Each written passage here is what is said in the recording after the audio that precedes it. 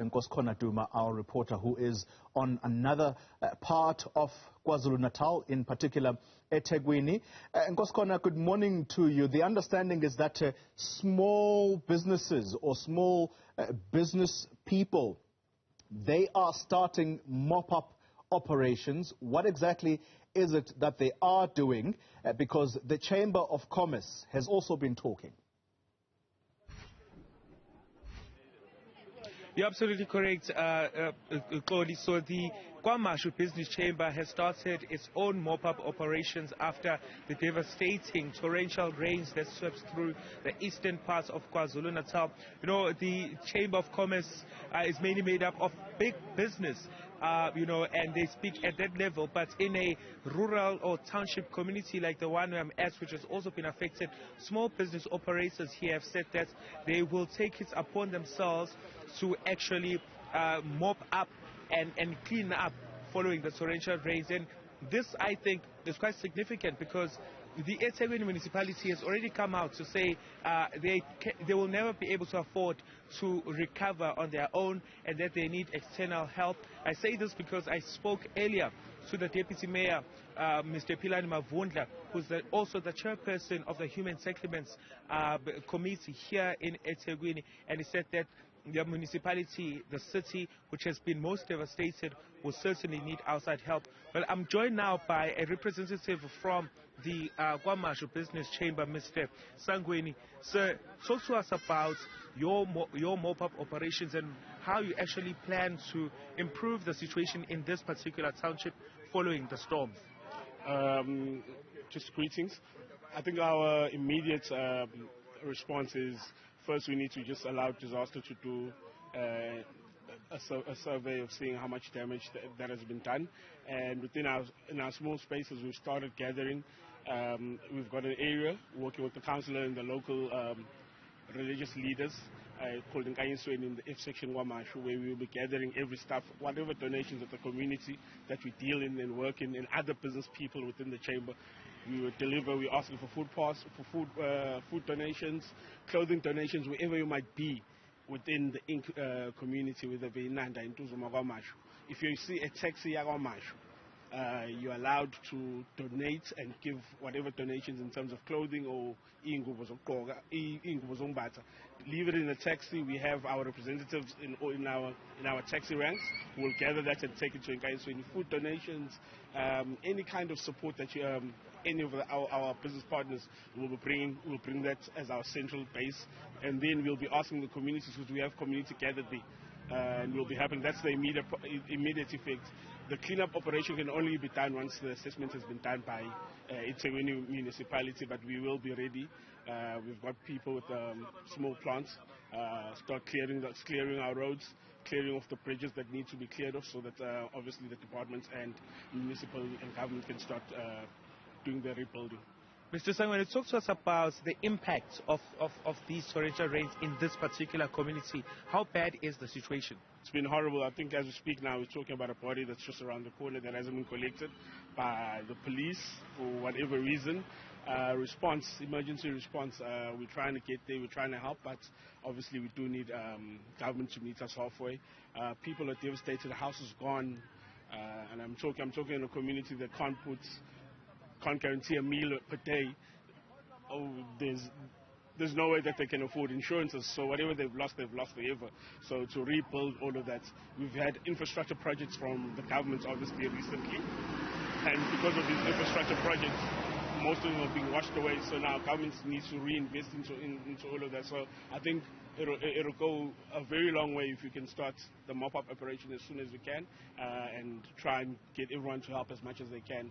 And let's not look at benefiting out of this, but rather let's benefit the community by trying to get people our situation back to normality as soon as we can. Well, the President, Cyril Ramaphosa, will be visiting eThekwini today. We understand that he's on his way currently.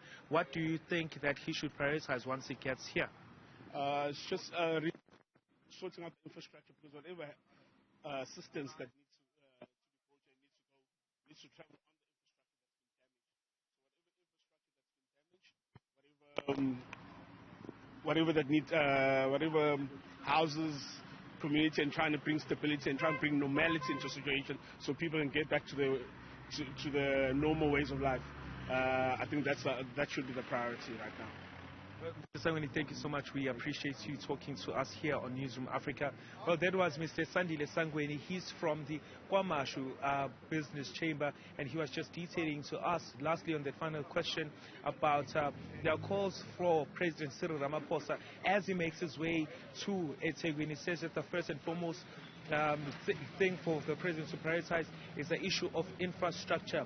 We know that, Xoli, according to Premier of KwaZulu-Natal, Zikalala, over 2,000 RDP houses have been affected by the torrential rains.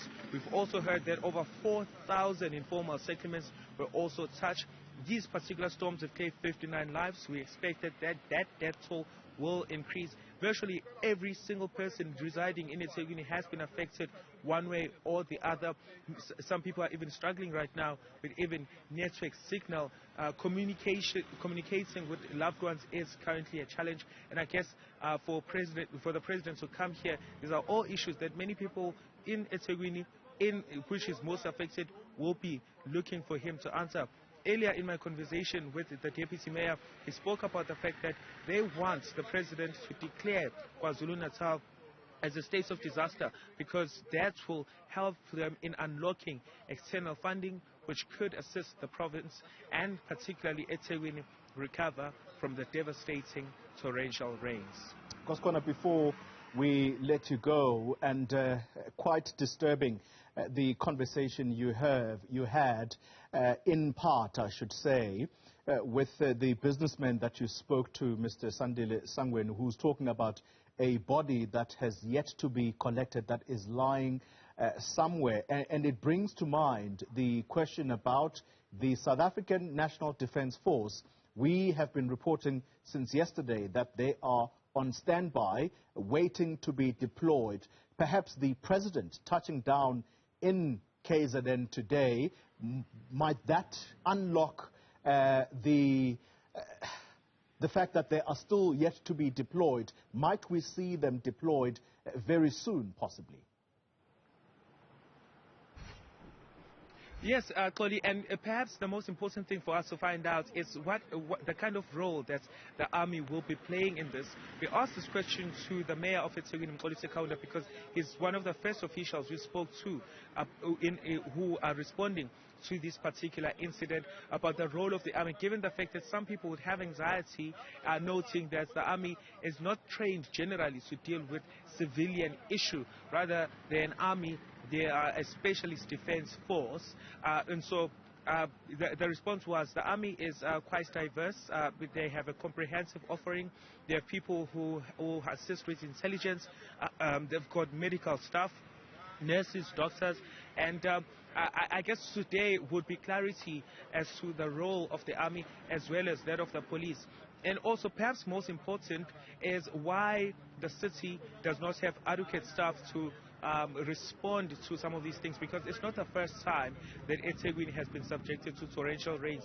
You remember, Xoli, that in 2019 the province was also declared as a state of disaster because of torrential rains. And so some of the criticism, as you may have seen, that has been leveled is that the infrastructure in the city, the thinking behind city planning and spatial planning when it comes to eThekwini, does not respond to these particular things, because we have periods of floods and they are always deadly, and the question is, why can't we plan better?